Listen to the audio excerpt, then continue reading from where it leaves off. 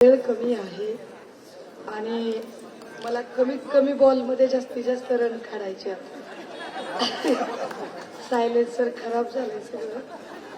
सकाळपासून ही एक 6वी-7वी सभा आहे. 2-3 चॅनलचे मीडिया इंटरॅक्शन, मग काउंटर रिप्लाय. त्याच्यामुळे तुम्हाला गळा आहे, मला नरड आहे, पण तरी पण खमकेपणाने मांडायचा प्रयत्न करेल. कदाचित या निवडणुकीमध्ये प्रचाराला मी आले असते, कदाचित असं झालं असतं की मी अभिषेक दादासाठी इथे प्रचाराला आले असते.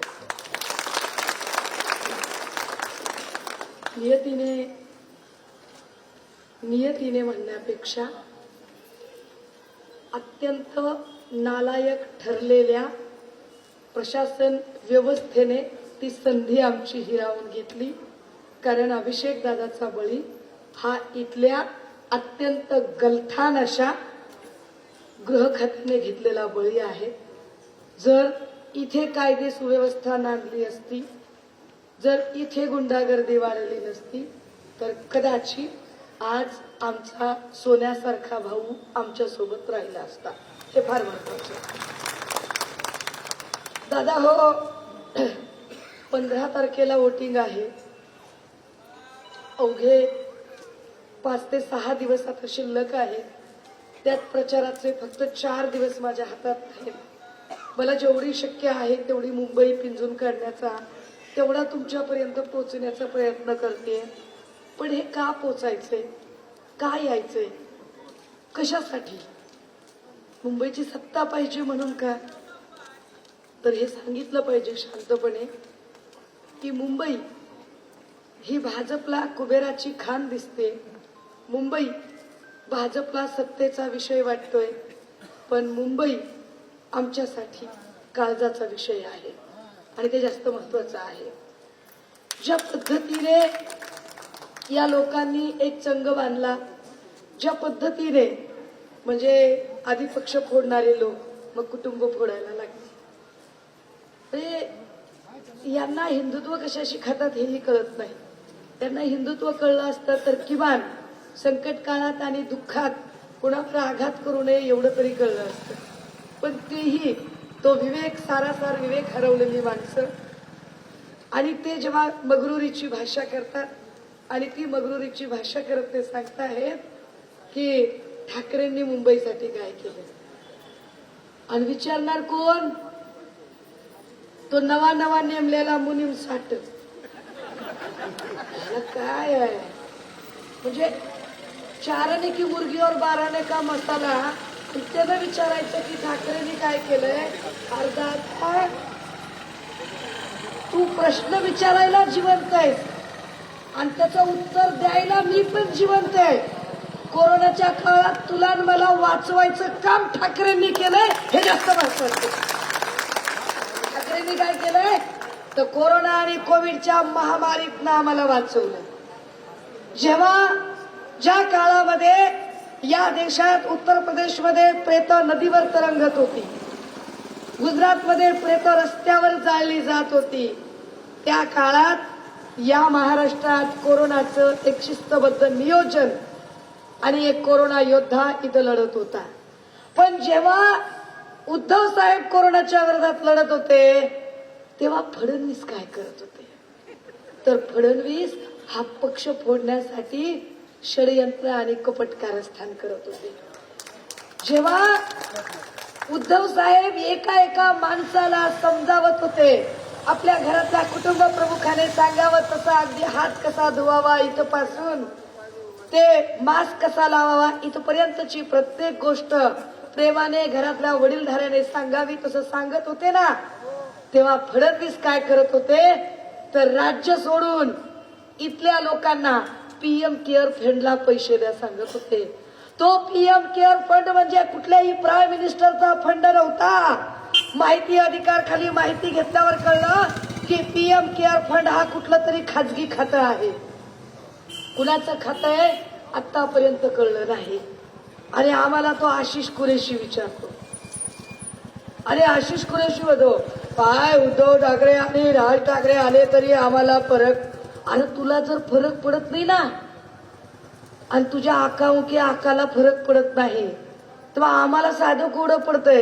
सकाळी झोपेतून उठल्यापासून संध्याकाळी झोपेपर्यंत ठाकरे ठाकरे ठाकरे ठाकरे ठाकरे ठाकरे ठाकरे ठाकरे अरे कशासाठी जप करतोयस एवढा? ज्या अर्थी भाजपची लोक एवढा जप करतायत याचा स्पष्ट अर्थ आहे अंदर से ये हिल गए हैं, पूरी तरह से हिल गए हैं.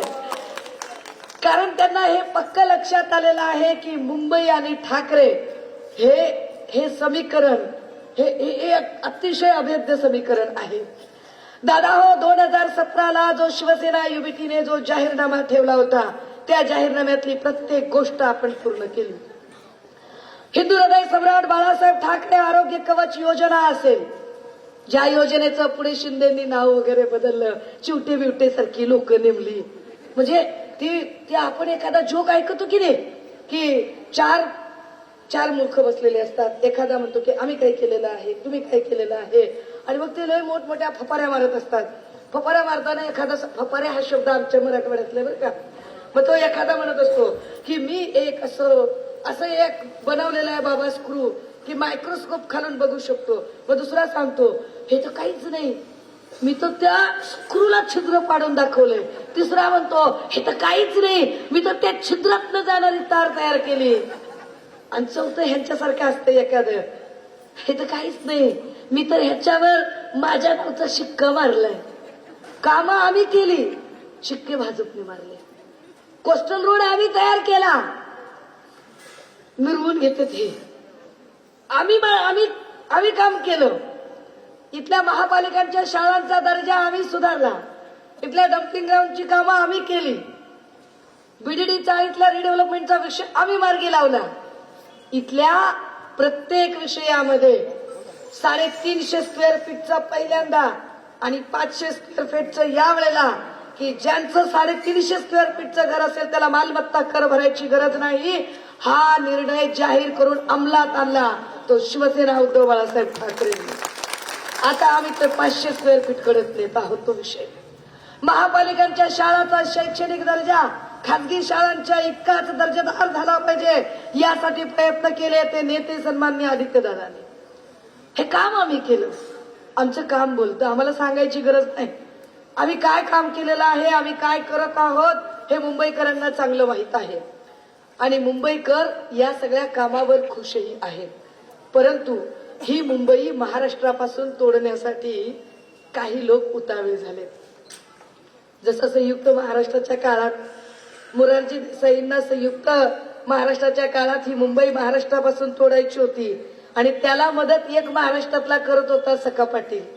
तशा आता एक जोडगोळी आली, मोरारजीच्या ठिकाणी फडणवीस आणि सखा पाटलाच्या ठिकाणी एकनाथ शिंदे. आणि हे सांगतात आमच्याकडे एवढे शिवसैनिक, आमच्याकडे एवढे नगरसेवक, तुझ्याकडे एवढे नगरसेवक. अरे बघ 2017ला त्यांच्या एबी फॉर्मवर सही कुणाची येते? ते उद्धव बाळासाहेब ठाकरेंची सही आहे. ते नगरसेवक आमचे नगरसेवक होते. पण चल सोड, तुम्हाला पाळणा घरं वाढवायची आहेत ना, वाढवा. पोरं आमची सांभाळा तुम्ही, कारण तुम्ही पोरं फक्त सांभाळू शकताय, पुढचं बोलत नाही. दादा हो, ह्या सगळ्यांमध्ये आम्ही काय करू शकतो हे आम्ही सांगितलंय. आम्ही नवीन काय करणार आहोत हेही आम्ही सांगत आहोत की नव्याने आम्ही पुन्हा काही रिडेव्हलपमेंटची कामं, पुन्हा काही महत्वाचे विषय, विशेष म्हणजे महापालिकेच्या या जाहीरनाम्यातला मला आवडलेले 2-3 विषय सांगते महिला म्हणून. की या जाहीरनाम्यामध्ये आपण सांगितलं की महापालिकेच्या शाळेत शिकलेला जो माणूस आहे, जो इथे महापालिकेच्या शाळेत शिकला, महापालिकेमध्ये जेव्हा नोकर भरतीच्या जागा असतील तेव्हा प्रथम प्राधान्याने आरक्षण असेल ते महापालिकेत शिकलेल्या लेकराला. जो महापालिकेच्या शाळेत शिकला तो महापालिकेच्या नोकरीमध्ये असेल. हा क्रांतिकारी जाहीरनाम्यातला विषय आपण यावेळेला घेतलेला आहे. नरिमन पॉइंट पासून ते इथपर्यंत महिलांची स्वच्छतागृह नाहीयेत. दर 2 किलोमीटरवर महिलांच्यासाठीचं अत्यंत व्यवस्थित, मला वाटते नेहा पुरवठा इथं बसलाय आणि तुम्हीच फेसबुकवर लिहिलं होतं की स्वच्छतागृहाचा विषय नाही आणि आम्ही तो जाहीरनाम्यात घेतला. प्रत्येक रेल्वे स्टेशनच्या लोकलच्या प्लॅटफॉर्मवर सॅनिटरी पॅडच्या वेंडिंग मशीनचा विषय आम्ही या जाहीरनाम्यात घेतला की आम्ही काय केलं हे आम्ही सांगतोय. आम्ही दुसऱ्यांची पोरं उचलून आणत नाही. आम्हाला काय IVF करायची गरज नाही. काय देणं घेणं नाही. तुला बस खंबीर आहे आम्ही. ह्या सगळ्यांमध्ये ज्या पद्धतीने आता राजकारण गलिच्छपणा चालू आहे, हा गलिच्छपणा थांबवणं गरजेचं आहे. ज्या पद्धतीने रोज उठून हे बोलतायत, काय त्या म्हणजे भाजपने आत्ता बोलण्याचं ताळतंत्र सोडलं आणि हे ताळतंत्र सोडताना ते ज्या पद्धतीची टीका करतात, काय काय बोलत राहतात. मला असं वाटतं की फडणवीस किंवा एकूण भाजपा आणि त्यांच्याकडे जाणारे लोक इथूनही काही जर गेले असतील, जाणं स्वाभाविक आहे. ते जातात म्हणजे भाजप फार सत्शील आहे म्हणून जातात का? फारच भाजप चांगली आहे, लोकाभिमुख प्रश्नांवर राजकारण करणारी आहे म्हणून ते जात आहेत का? तर अजिबात नाही. ते जात आहेत कारण त्यांना माहिती आहे की ED, CBI, election commission, police सगळ्या प्रकारच्या यंत्रणा भाजप मॅनेज करते आणि मॅनेज करून अतिशय गद्यातल्या गद्याला पण निवडून आणायची तयारी ठेवते. म्हणून तिकडे जात आहेत. जर खरंच यांच्यात हिंमत असेल तर एकदा यांनी ईडी, सीबीआय, इलेक्शन कमिशन आणि पोलिसी यंत्रणा सगळी बाजूला ठेवावी आणि निशस्त्र समोर यावं. मग सांगावं दूध का दूध, पाणी का पाणी. आम्ही त्यांना काय सांगतो? तुम्ही काय यंत्रणांच्या मागे लपता आणि आम्हाला सांगताय? दादा हो, आपण पहिल्यांदा मशालीवर लढत आहोत. 8 वर्षांनी इलेक्शन येत आहे, पण आपण पहिल्यांदा नाही, आपण दुसऱ्यांदा मशालीवर लढतोय. वंदनीय बाळासाहेब असतानाही आपण मशालीवर लढलो आणि जिंकलो आणि याही वेळेला आपण लढणार आणि जिंकणार, ताकदीनं जिंकणार. कारण विषय फक्त सत्ता मिळवण्याचा नाही. ज्या पद्धतीने यांनी आमची सत्ता, मत्ता, अस्मिता आणि आम्हालाच निर्वासित करण्याचा प्रयत्न चालवला, त्याच्या विरोधात लढावं लागेल. हे जाणीवपूर्वक आपल्या लढ्याला जात धर्माच्या अंगाने नेऊन पाहत आहेत. यांना दुसरं सुचतच नाही. हिरवं भगवं असलंच काहीतरी सुचतंय आणि आपल्याला शानपण सांगतात. ते आपल्याला सांगतात तुम्ही काँग्रेस सोबत गेलात आणि कोणते कुरेशी सांगतो, आशिष कुरेशी तो म्हणतोय ठाकरेंनी हिंदुत्व जोडलेलं आहे आणि ते काँग्रेसच्या सोबत गेले. आता आम्ही काँग्रेस सोबत गेल्यावर हिंदुत्व फिक्कं पडतंय होय. मग अंबरनाथला तुम्ही काँग्रेसला मिठी मारल्यावर काही हिंदुत्व बहरतंय का? काय होतंय? हा, तू आम्हाला सांगणार होय हिरवण भगवं आणि अकोला अकोट मध्ये MIMच्या सोबत अशी गळाभेट घेताना काय होतंय नेमकं तुमचं? हिंदुत्व याला म्हणत नाहीत. हिंदुत्व कशाला म्हणतात? कुटुंब संकटात असताना जो कुटुंबाची साथ देतो तो खरा हिंदू असतो. हे जास्त महत्वाचं आहे. आमचं कुटुंब संकटात असताना आमचा कुटुंब प्रमुख म्हणून कोरोनाच्या काळात जर ठाकरेंनी आम्हाला साथ दिली असेल तर आज घडीला सबंध मुंबई एक कुटुंब आहे आणि आमचं सबंध मुंबईकर कुटुंब संकटात आहे. ताकदीनं सगळ्यांनी एकत्र यावं लागेल आणि लढावं लागेल. नो डाऊट त्यांच्याकडे चिक्कार पैसा आहे. चिक्कार पैसा बाहेर काढतील. 20,000 22,000 मताला काढतील. काय त्यांच्या बाचे पैसे नाहीत, काय कष्टानं घाम गाळून आणलेले पैसे नाहीत. 115 कोटीचा जर ड्रग्जचा साठा सापडत असेल तर पैसा कुठून येतोय हे वेगळं सांगायची गरज आहे का? मला कल्पना आहे दादा, तुम्ही सांगितलेला टायमिंग बिमिंग आणि आपल्या टायमिंग कडे पोलिस असेच बसलेले असते. एखादा शब्द तरी कमी व्हावा. आय पोलीस आहो, पण तुम्ही बी लक्षात ठेवा तुमचा बी तळतळाट लागणार आहे बरं का भाजपवाल्यांना, लय लागणार आहे. आमचा तुमच्यावर रागच नाहीये, कारण तुमचे हात ज्या पद्धतीने बांधले आणि गृहमंत्र्यांनीच गुंडांना आणि तडीपार खंडणीखोरांना, बलात्कारांना, भ्रष्टाचारांना उमेदवाऱ्या दिल्या आणि राजकारणाचं गुन्हेगारीकरण करून टाकलं. एका अर्थाने तुमची शक्ती क्षीण करण्याचा प्रयत्न केला. एवढा क्राईम रेट कधीही वाढला नव्हता जो फडणवीसांच्या काळात वाढला. एवढं राजकारण रसातळाला कधीच गेलं नव्हतं जे फडणवीसांच्या काळात गेलं. एवढा राजकीय ऱ्हास आणि महाराष्ट्राचा एवढा गलिच्छपणा कधीही वाढला नव्हता. सगळी राजकारणाची हास्य जत्रा जी झाली ती फडणवीसांच्या काळात. इतका कपटीपणा, इतका क्रूरपणा. पण या कपटीपणाच्या विरोधात लढावं लागेल आणि ते लढण्यासाठीच जिथे जिथे अन्याय आहे, जिथे जिथे अत्याचार आहे, जिथे जिथे अनाचार आहे, जिथे जिथे असत्याचा अंधकार आहे, तिथे तिथे न्यायाची आणि सत्याची मशाल पेटवावी लागेल. ती मशाल पेटवणं आपल्या हातात आहे. साधं साधं गणित समजून घ्या दादा हो. ज्या अर्थी जर ते लोकाभिमुख राजकारण करणारे असते तर त्यांना 20,000 मताला खर्चायची गरज पडली नसती. जर ते खरंच लोकांच्या पसंतीला उतरले असते तर त्यांना उमेदवार विकत घ्यायची गरज पडली नसती. ज्या अर्थी ते उमेदवारांना विकत घ्यायची तयारी ठेवतात याचा अर्थ त्यांनाही कळलंय की निवडणुकीच्या मार्गाने आपण निवडून येऊ शकत नाही.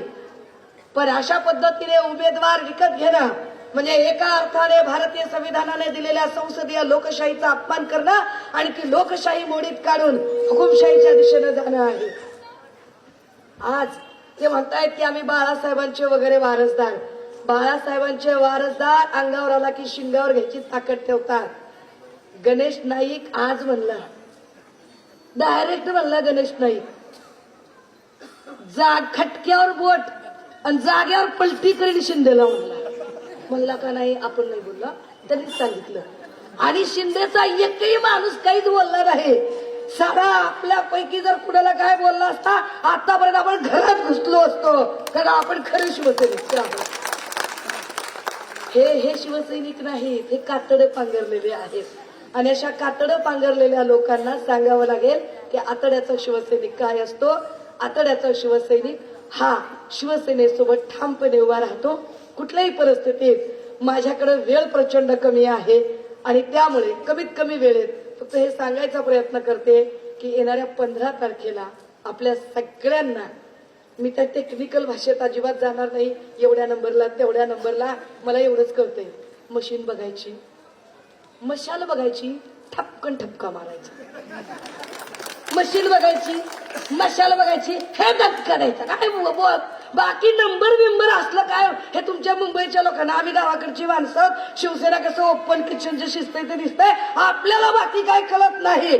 ज्याने कुणी उद्धव साहेबांना त्या वर्षाच्या बंगल्यावरून पायऱ्या उतरताना कपट कारस्थान केलं, मृत्यूशय्येवर माणूस असताना त्याच्या अधिकारांचा गैरफायदा घेत विश्वासघात केला, त्या सगळ्या विश्वासघातक्यांना जागा दाखवण्याची ही वेळ आहे. ही वेळ गद्दारांना गाडण्याची आहे. ही वेळ ज्यांनी आमचा पक्ष, आमचं चिन्ह, आमचा नेता आणि आमच्यात माणसात माणूस ठेवला नाही त्यांना त्यांची लायकी दाखवण्याची ही वेळ आहे. ती वेळ तुम्ही निश्चितपणे मार्गी लावाल, मला याची कल्पना आहे. मी एवढं सगळं बोलायला लागल्यावर काही खबरे असतील. खबरे कुठे असू शकतात बरं का, उजवीकडं डावीकडं पुढं मागं कुठं कुठं मोबाईलवर ऐकवतात. ऐका ऐका, मी तुम्हाला एक सांगते, खबऱ्यांची काय लय मोठी इकॉनॉमी नसते, खबऱ्यांचं लय मोठं काय अर्थशास्त्र नसतं. खबऱ्यांचं अर्थकारण म्हणजे हाफ बिर्याणी आणि 90 याच्या पलीकडे काय नसतं. हे जे काही हाफ बिर्याणी 90 वाले लोक आहेत आणि जे खबरे आहेत त्यांना जर राग येत असेल, त्यांचा उपमर्द वाटत असेल, त्यांना वाईट वाटत असेल तर त्यांनी नीट लक्षात घ्यावं, हा ठाकरे आणि शिवसेनेचा ब्रँड आहे. जर आम्ही तुम्हाला घडवू शकतो, जर आम्ही तुम्हाला उंचीवर नेऊ शकतो तर आम्ही तुम्हाला खडक बघून आपटू सुद्धा शकतो. ही ताकद आमच्याकडे.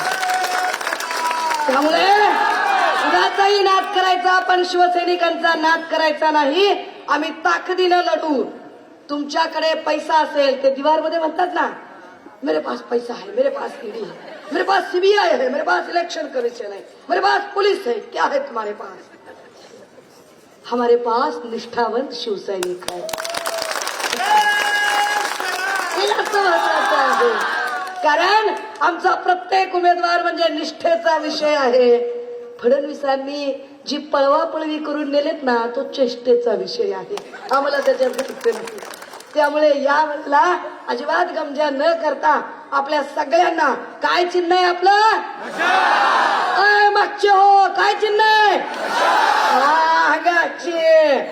मागच्यांना कळतंय, याचा स्पष्ट अर्थ आहे की ही गर्दी भाडोत्री नाही, ही गर्दी शिवसेनेवर प्रेम करणारी गर्दी आहे. ही गर्दी ही अभिषेक दादांच्या सोबत ताकदीने निष्ठेने उभी राहणारी गर्दी आहे. या वेळेला अभिषेक दादाला जर आदरांजली व्हायची असेल तर ती आदरांजलीच ही असेल की सौरभ घोसाळकरांच्या पाठीशी त्याच ताकदीने उभं राहायचंय की तुम्ही कितीही संपवायचा प्रयत्न करा, आम्ही संपत नसतो.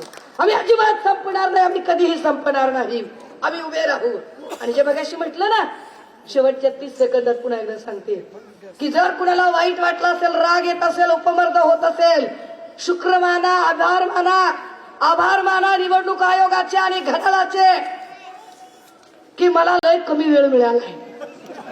नाहीतर माझ्या गावाकडच्या भाषेत नदीमध्ये असा आळोका पिळोका घालून आपटून खपटून धुणं काय असते ते तुम्हाला सांगितलं असतं. लय कुणाला राग आला असेल, वाईट वाटला असेल तर खबऱ्या हो, नीट मोबाईल रेकॉर्ड करा आणि तुमचा जे कोणी नेता कार्यकर्ता हुजरिया मुजरिया विकला गेलेला चंगूर मंगूर जे कोणी असेल त्याला कळवा.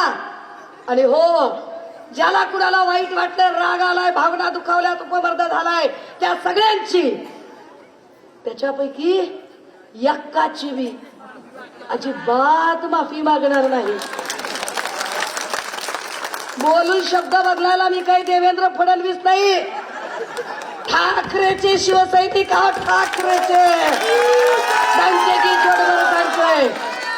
ताकदीनं घोषणा देऊया. अरे आवाज कुणाचा,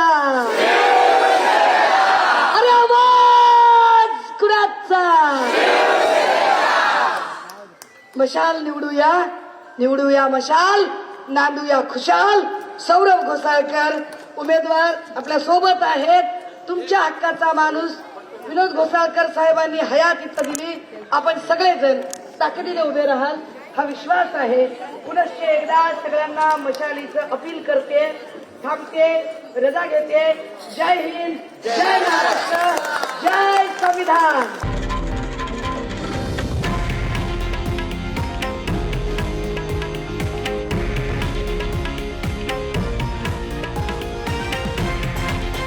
हे आहे देशातील नंबर 1 न्यूज नेटवर्क आणि आपण पाहत आहात TV9 मराठी, एकमेव.